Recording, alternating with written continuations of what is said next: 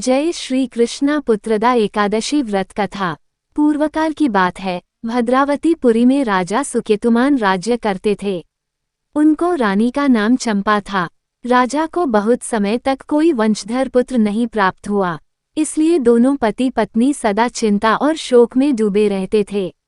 राजा के पितर उनके दिए हुए जल को बड़े ही शोक के साथ पीते थे और सोचते थे कि राजा के बाद और कोई ऐसा नहीं दिखाई देता जो हम लोगों का तर्पण करेगा। ये सोच सोचकर पितर दुखी रहते थे।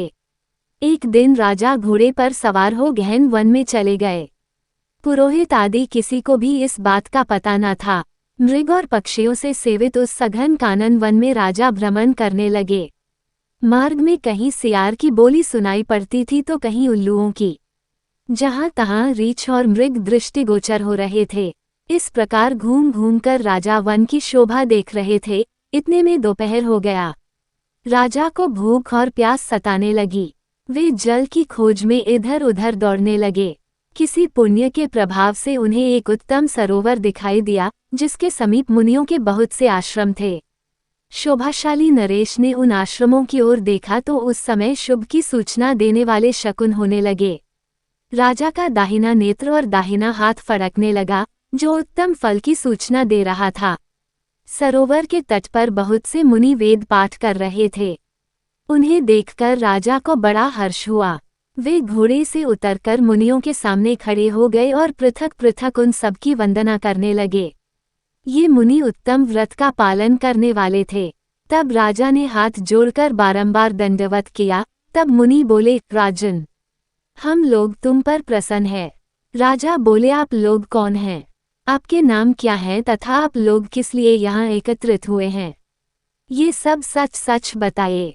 मुनि बोले, राजन, हम लोग विश्वेदेव हैं, यहाँ स्नान के लिए आए हैं। माघ निकट आया है। आज से 5वें दिन माघ का स्नान आरंभ हो जाएगा।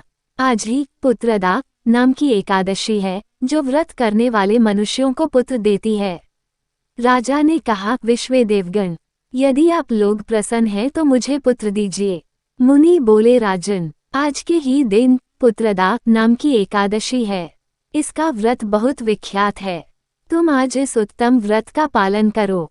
महाराज, भगवान केशव के प्रसाद से तुम्हें अवश्य पुत्र प्राप्त होगा। इस प्रकार उन मुनियों के कहने से राजा ने उत्तम व्रत का पालन किया। महर्षियों के उपदेश के अनुसार विधिपूर्वक पुत्रदा एकादशी का अनुष्ठान किया। फिर द्वादशी को पारण करके मुनियों के चरणों में बारंबार मस्तक झुकाकर राजा अपने घर आए। तदनंतर रानी ने गर्भ धारण किया।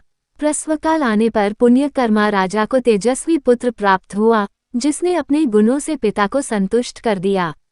वह प्रजाओं का पालक हुआ।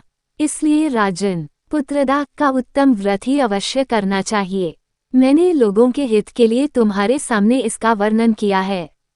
जो मनुष्य एकाग्रचित होकर पुत्रदा का व्रत करते हैं, वे इस लोक में पुत्र पाकर मृत्यु के पश्चात स्वर्गगामी होते हैं। इस महात्म्य को पढ़ने और सुनने से अग्निष्टोम यज्ञ का फल मिलता है। धन्यवाद। अगर आपको ये कथा पसंद आई हो, चैनल को लाइक और सब्सक्राइब अवश्य करें। जय श्री कृष्णा।